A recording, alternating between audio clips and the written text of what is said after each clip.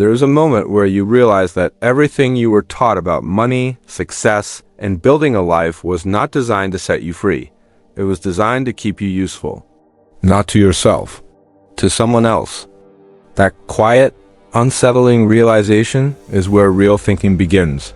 And if you are watching this right now, something in you already feels it. You already sense that the path you were handed is not leading where you were told it would. Stay with that feeling. Because in the next 17 minutes, I'm going to show you why that feeling is the most honest thing your mind has ever produced. And exactly what 3 games you need to start playing if you want to stop being a piece on someone else's board and start owning the whole table. This is Silent Strategist. We do not do motivation here. We do not do feel-good content. What we do is strategy. Cold, precise, real-world strategy for people who are serious about understanding how power and money actually work. If that is what you came for, subscribe right now and turn on notifications. Because the content here gets more specific and more useful the longer you stay with it. Now let us get into it. Most people will spend their entire lives working. And I want you to actually sit with that sentence. Because it sounds completely normal. It sounds expected. Of course people work. That is what adults do. But here is the part nobody really talks about. Working and building wealth are not the same thing. They never were. They look similar from the outside. Both require effort. Both take time. But the mechanics are completely different. One produces income. The other produces assets. One stops the moment you stop. The other keeps running while you sleep, while you eat, while you are old, and long after you are gone. The reason so many intelligent, hardworking, genuinely capable people find themselves financially stuck, not broke necessarily, but stuck, treading water, never quite getting ahead, is not because they are lazy. It is because they are playing the wrong game entirely. They are winning at a game that was never designed to produce the outcome they actually want. The game most people are playing was designed by people who already had money, for the purpose of ensuring that other people kept producing value for them. That is not conspiracy. That is just how systems work. Systems serve whoever built them. Niccolò Machiavelli understood this about 500 years before any of us were born. He was a political philosopher, a diplomat, a historian, and a man who had lived through enough betrayal, exile, and personal destruction that he had no patience left for illusion. He wrote not about how the world should work, but about how it actually works. And because of that, powerful people have quietly studied him for centuries while publicly pretending he was too dangerous to take seriously. That contradiction alone should tell you something. When something gets called dangerous, it usually means it is true. Today we're going to use the framework he left behind, not for politics, not for war, but for the game that matters most in the modern world. The game of building sovereign, lasting wealth. There are 3 games. Each one operates differently. Each one requires a different shift in how you see yourself and the world. None of them are complicated, but all of them require a level of honesty with yourself that is genuinely uncomfortable. That discomfort is the price of admission. If you drop a comment right now telling me you are ready to think differently about this, that is not just engagement, though I appreciate it. That is you making a real commitment to yourself out loud. There is something psychologically powerful about doing that. Go ahead. Let us start with the first game. The first game is what I call sovereign leverage. To understand why it matters, you first have to dismantle something you were almost certainly taught to believe. That your time has value, I know. You have heard the opposite your whole life. Time is money. Bill yourself by the hour. On the surface, empowering. One level deeper, and you see that this idea is actually the intellectual foundation of permanent financial limitation. Your time is finite. That is not opinion. That is physics. There are 24 hours in a day, and you cannot create more. The moment your income is structurally tied to your time, you have installed a ceiling on your earning potential. It does not matter how skilled you are. It does not matter how much you charge per hour. If the income stops the moment you stop working, you are not building wealth. You are renting out your existence 1 hour at a time to whoever will pay for it. That is not sovereignty. That is just a more comfortable version of dependency. Leverage is the ability to produce an output that is larger than your direct input. A lever lets you move a boulder with a fraction of the force it would take with bare hands. Leverage in wealth building is that same principle. Your output consistently exceeds your direct effort. Machiavelli made an observation about military power that maps perfectly onto this. A prince who relies entirely on his own presence to defend his kingdom is already vulnerable. A prince who builds armies, systems that operate whether he is present or not, that prince has real sovereign power. The man fighting every battle with his own hands might be brave. The man whose systems fight for him is powerful. And that difference compounds over time into an entirely different category of outcome. In the modern world, there are three primary forms of leverage available to you. The first is labor leverage. The oldest kind, you build a team. 10 people working within a system you designed multiplies your productive capacity by 10. But this form is also the most emotionally demanding because you are dealing with human beings.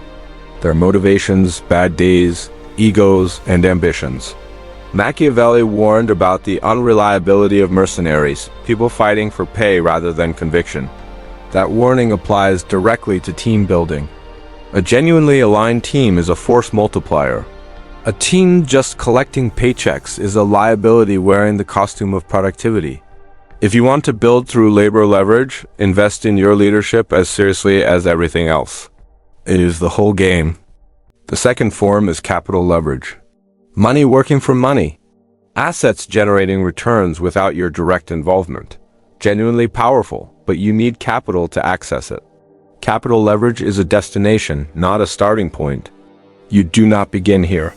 You arrive here after building leverage through other means first. The third form, and the one most immediately available to most of you right now, is no permission leverage. Leverage through content, code, and digital products. Systems that, once built, operate completely independently of your time. Think about what it means to create something and release it into the world. You do the work once. A video recorded today can be watched 50,000 times over the next 2 years. A digital product built in a week can sell thousands of times without you touching it again. The ratio between the initial input and the ongoing output is what makes this form extraordinary. Unlike labor leverage, it requires no management of other humans. Unlike capital leverage, it does not require existing money. It requires time, focused effort, specific knowledge, and consistency. Things you can actually control right now. Ask yourself honestly, if you stopped doing everything you currently do to earn income tomorrow, what would happen? If everything stops, there is no income without your direct presence, then you have no leverage. And without leverage, you are permanently one crisis away from collapse. That is not a foundation. That is a treadmill. You have to start building something that generates output independent of your presence. The way you do that is by shifting your identity. Most people get stuck not in tactics, but in how they see themselves. Most people see themselves as workers. A worker fills a role. A worker executes tasks within a system designed by someone else. The worker mindset produces quality work, but it is catastrophically bad at building wealth because it never asks the architect's question.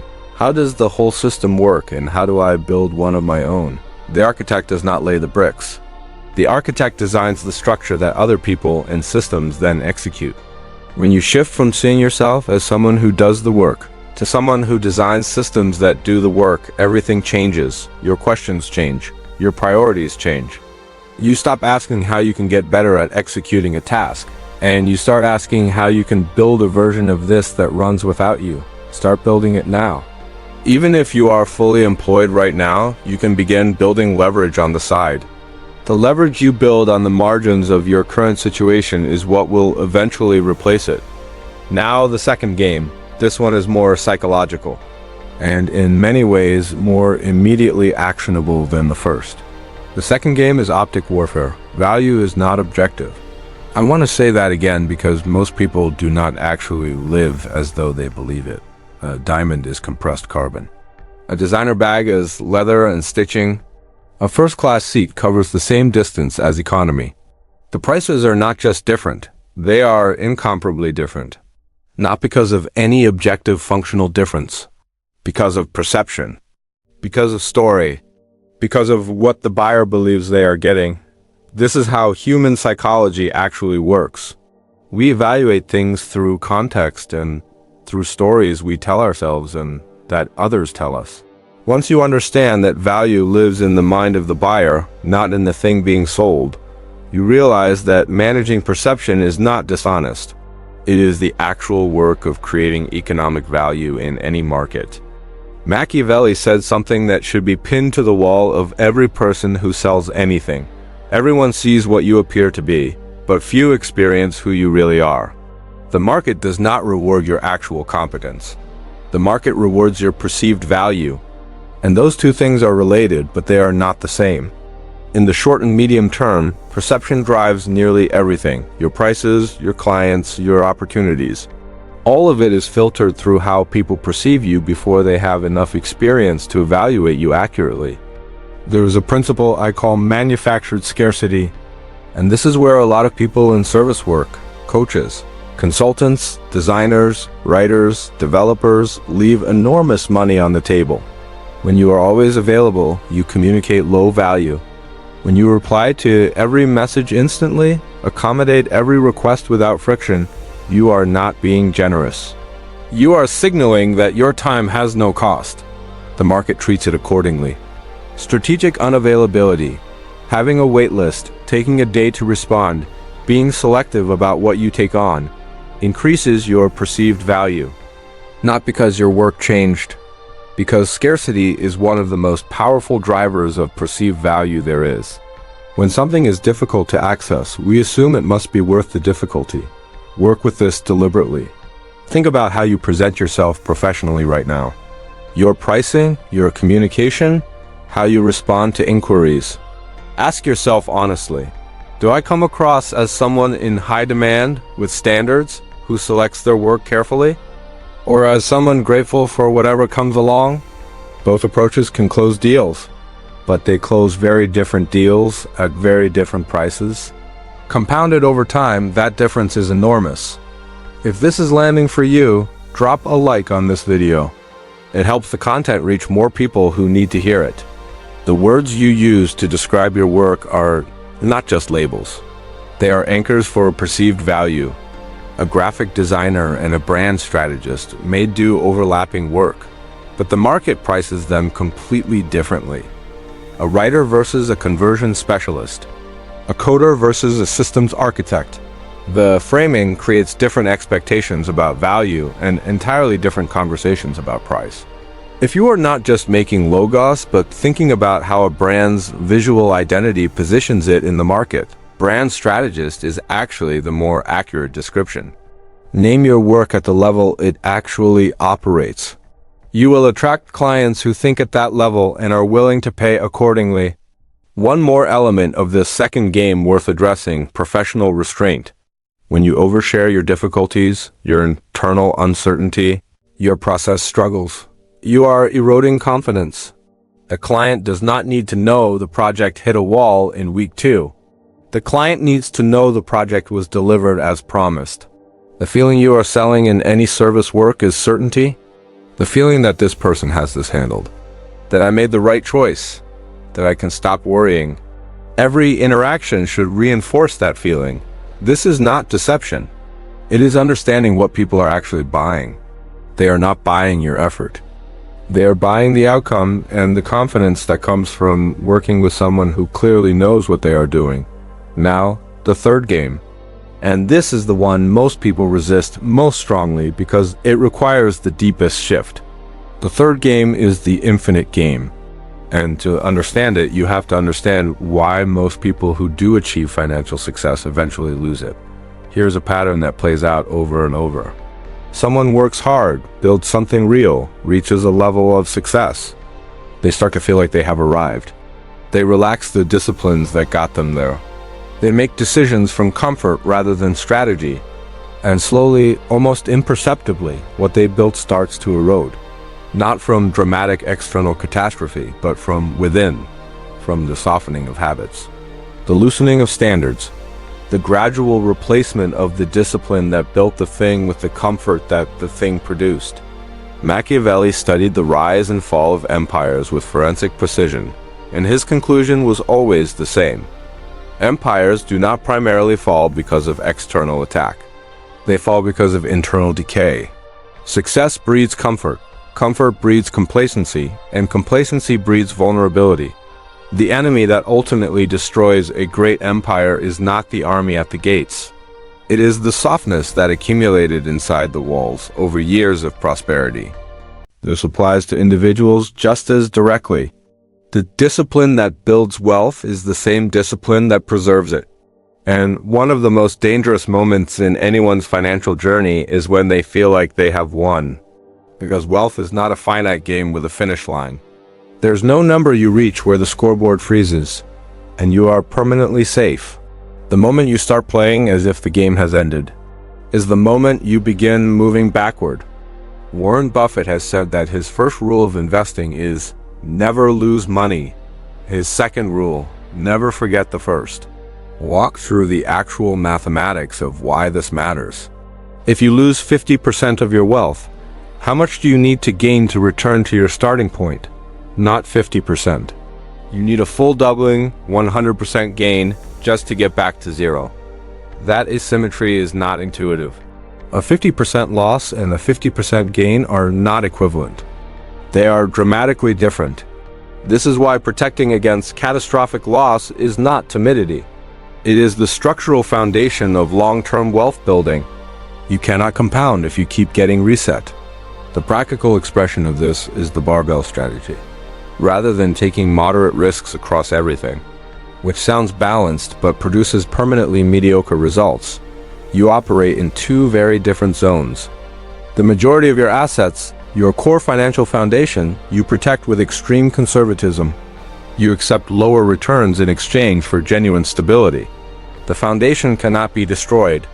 Then, with a smaller portion, the amount you can genuinely afford to lose without threatening your stability. You take real, calculated, aggressive risks, not with everything, with the portion allocated precisely for that purpose. Most people do neither clearly. They are moderately risky across the whole thing. Never safe enough to survive a real shock, never aggressive enough to capture returns that change their trajectory. Boring is powerful. Consistency is powerful. The most wealth-building decisions are often the least exciting ones. If your financial strategy currently feels exciting, that is a warning sign, not a feature. Excitement usually means you are carrying more risk than you realize, driven by something other than clear analysis. Machiavelli understood that time is the ultimate strategic variable. If you can outlast your competition, remain solvent and rational while others around you are destroyed by greed, panic, or overextension. You do not even need to outperform them directly. You simply need to still be there when they are gone. The wealth that flows to the last person standing in any financial cycle is disproportionately large. The calm, patient player who survives a collapse acquires assets from those who did not survive at a fraction of their real value. That is not luck. That is strategy playing out over time. Now there is something that runs across all three games, something psychological that I want to address directly. Because it is the place where most intelligent people sabotage themselves long before they reach any tactical question. You are currently operating with programming installed by your environment. Your schools, your family, your social circle, all shaped how you think about money, risk, ambition, and what is reasonable to want. Almost none of that programming was designed to produce exceptional outcomes. It was designed to produce conformity. Reliable, predictable participants in a system that needed exactly that. To execute the three games, you have to continuously examine that programming and update it when it does not serve the goals you actually have. The first piece of that work is the death of envy. Not the obvious toxic version, the subtler version. The reflexive mental dismissal most people deploy when they encounter someone who has achieved something they have not. They must have gotten lucky. They had advantages. Maybe they cut corners. This feels like protecting your ego, but it is blocking the most valuable learning available to you. Every person who built something you admire is a case study in how that thing gets built. They're evidence that it is possible. They are a map, but envy makes the map invisible. When you encounter success, do not react emotionally first. React analytically. What is the mechanism? What leverage is being used? What perception has been built? Treat other people's success as data you can study and apply. The second piece is the rejection of fairness as a market framework. Fairness is a social technology for managing relationships between people with ongoing connections. But the market is not that. The market allocates resources based on perceived value. It does not factor in your effort. It does not care whether the outcome seems just. It rewards value, leverage, and scarcity. That is the whole mechanism. Once you accept this fully, you can stop spending energy on frustration and start spending it on actually delivering what the market responds to. The third piece, and this has the most immediate practical impact, is the strategic use of silence and focused work. There is a psychological phenomenon where announcing your intentions provides some of the reward that would otherwise only come from actually achieving them. When you tell people about your plans and your vision, you get a small dopamine hit. A small feeling of accomplishment, and that hit costs you something real. It releases a portion of the internal pressure that was driving you toward actually doing the work. Tension is a resource. When you vent it through talking, you lose it as fuel. The people who build the most significant things often do so in relative quiet, not because they are hiding, because they understand that talking about what you are going to do is a substitute for doing it, and they have no interest in substitutes. There is real power in choosing to disappear into your work for a sustained period, to make quiet, focused progress without broadcasting it, to let results be the only announcement. Most people cannot do this for more than a few weeks, which is exactly why it creates such a durable advantage for the ones who can. If the answer is yes, and for most people it is, the talking has been partially satisfying the need, in a way that did not require the vulnerability of actually trying. The solution is to simply stop talking about it and start. Go quiet, go to work. Let the next thing you say about it be a result. Drop a comment below with one word, the thing you are going to stop talking about and start building. You do not need to explain it, but naming it publicly is a different kind of commitment. Across all three games, there is one unifying principle worth naming clearly. You are the asset, not the business, not the portfolio, not the product catalog. You, your mind, your judgment, your ability to make sound decisions under uncertainty and maintain composure when things change. Everything else, every system, every piece of leverage, every perception you have built is an expression of the quality of your thinking. And your thinking is the one thing that cannot be copied, commoditized, automated away, or taken from you, regardless of what happens in any market. In an era of increasingly powerful artificial intelligence, the value of raw execution keeps declining. Writing code, creating designs, producing documents. These get cheaper as tools get more capable. What does not get cheaper, what becomes more valuable as automated production increases, is judgment. The ability to know which problem is actually worth solving, which direction is genuinely right, which opportunity is real and which is just a compelling story. That skill is built only one way, by doing real things with real stakes and learning from what actually happens. You cannot get it from content alone. You get it from being in the arena. Machiavelli did not learn what he knew from books. He learned it from political service, from betrayal, from exile, from failure, from watching kingdoms rise and collapse around him. The scars he carried were not evidence of failure. They were the proof of his education. And the work he left behind has outlasted every political power that existed in his lifetime by 500 years. Your scars, the failed business, the lost investment, the trust that was broken, the decision that cost more than you expected. Those are not evidence that you are behind. They are the substance of judgment that, if you analyze them honestly, will become your most durable competitive advantage. The person who has made real mistakes and learned from them is not playing the same game as the person who has only consumed ideas. They're not even operating on the same level. So, whatever situation you are currently in, whatever gap exists between where you are and where you are trying to get, treat it as material, not as evidence of failure, as the raw substance you are working with. Every constraint is a creativity prompt. Every failure is a data point. Every difficult situation is a clarity generator, if you are willing to look at it that way. The three games are not shortcuts. They are not tricks for getting rich while doing less. They are frameworks for seeing the actual landscape of wealth building clearly and navigating it with intention rather than hope. Leverage means understanding that your time must stop being your primary input and building systems that generate output independent of your presence. Perception means understanding that value lives in the mind of the buyer, and that managing how you are perceived is the actual work of creating economic value. Infinite play means understanding that the discipline that builds wealth is the same discipline that protects it, and that surviving long enough in the game, through patience and sound judgment, is itself a profound strategy that most people are simply not disciplined enough to execute. If you share this video with someone who needs to hear it, you are not just doing them a favor.